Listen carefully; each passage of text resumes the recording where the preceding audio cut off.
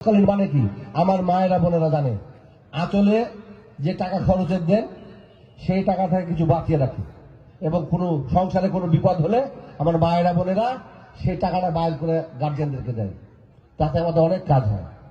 আপনিও ঠিক সেই আপদকালীন সরকার। আপনি যে নির্বাচন কমিশন গঠন করেছেন এই জন্য আপনাকে সাধুবাদ জানাই। আপনি শিডিউল ঘোষণা করেছেন গতকালকে, বলেছেন 2025 ডিসেম্বর অথবা 26 সালের জানুয়ারি, আপনাকে তাও সাধুবাদ জানাই। কিন্তু এই সমস্ত ফ্যাসিস্টদের সঙ্গে, ফ্যাসিস্ট চক্রের সঙ্গে, এই সমস্ত দখলদারদের সঙ্গে যাদেরকে নিরাপদে বাংলাদেশ ত্যাগ করার সুযোগ দিচ্ছেন সেইটি বন্ধ করতে হবে।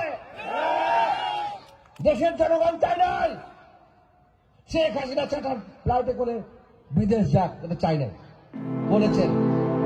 এখন আবার বিভিন্ন কথাবার্তা বলেন, কি বলেন যে 25 কোটি চলে আসবেন, ডিসেম্বর মাস পার হতে দেবেন না। আমরাও বলি শেখ হাসিনা বলেন আপনাকে ডাকার মতো নাম আমাদের জানা নাই, কারণ আপনি শুধু স্বৈর শাসক না, আপনি শুধু খুনি না, আপনি শুধু নর পিশাচ না, আপনি মিথ্যাবাদী শুধু না, আপনি দখলদার শুধু না, আপনি শুধু চোর না, আপনি শুধু দুর্নীতিবাজ না, আপনি বাংলাদেশ না গোটা বিশ্বে বেহায়া বললেও কম হয়ে গেছে। আপনি হালাকো খানের কেউ ছাড়িয়ে গেছেন সেই ধরনের স্বৈর শাসক। সেই জন্য আপনি আসবেন, আসেন। কত সুন্দর করে আয়নাঘর তৈরি করেছিলেন না, সেই আয়নাঘর থেকে অনেককে আমরা উদ্ধার করলাম না কদিন আগে, ছোট ছোট ঘর, সেখানে শুধু আয়না ছিল না।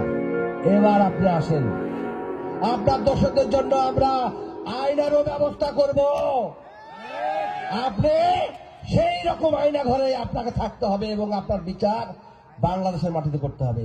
সেই বিচারের জন্য প্রস্তুতি গ্রহণ করার জন্য আমি আমাদের অত্যন্ত তত্ত্বাবধায়ক সরকারের প্রধান প্রফেসর ডক্টর মোহাম্মদ ইউনূস সাহেবকে অনুরোধ জানাচ্ছি। আপনাকে আমাদের পার্টির নেতা, পার্টির চেয়ারপারসন, আমাদের দেশনেত্রী এবং ইসলামের রাখাল রাজা শহীদ রাষ্ট্রপতি যোগ্য উত্তরসূরি তারেক রহমান তো একটা ঘোষণা দিয়েছে যে এই সরকারকে ব্যর্থ হতে দেওয়া যাবে না। এই সরকার ব্যর্থ হয়ে গেলে বাংলাদেশ ব্যর্থ হয়ে যাবে। তাহলে বাংলাদেশের মানুষের এতদিনের শ্রমের সব ধ্বংসে দ্বারপ্রান্তে চলে যাবে। সেই জন্য আমরাও আপনাকে সাধুবাদ জানাই। আপনি কিন্তু বিচারের ব্যাপারে আপনাকে কোন গরিমসি করলে বিচার ব্যবস্থা আপনি সম্পূর্ণ করতে পারবেন না, কিন্তু ঠিকঠাক মতো শুরু করতে হবে। ওই বিডিআরের পিলখানায় যে হত্যাকাণ্ড ঘটেছে তার বিচার শুরু করতে হবে। শুধু কমিশন গঠন করলে হবে না। মানবাধিকার কমিশন গঠন করেছেন, ট্রাইব্যুনাল গঠন করেছেন, ধন্যবাদ আপনাকে, কিন্তু মামলা দায়ের করে বিচার শুরু করতে হবে। 57 জন চোখ অফিসারকে হত্যা করেছেন আপনি, আর কি করেছেন? 36 দিনে এই দেশের শিশু, কিশোর, ছাত্র, যুবক এবং বৃদ্ধ কেউ বাকি যায়নি, পুলিশেও বাকি যায়নি। আপনি 16,500 অধিক লোককে হত্যা করেছেন মাত্র 36 দিনে, আর 20,000 বন্ধ করে রেখেছেন।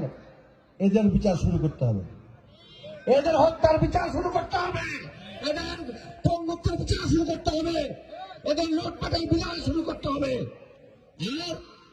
আর আগামী দিনে সবার আগে কি? সবার আগে কি? বাংলাদেশ সবার আগে।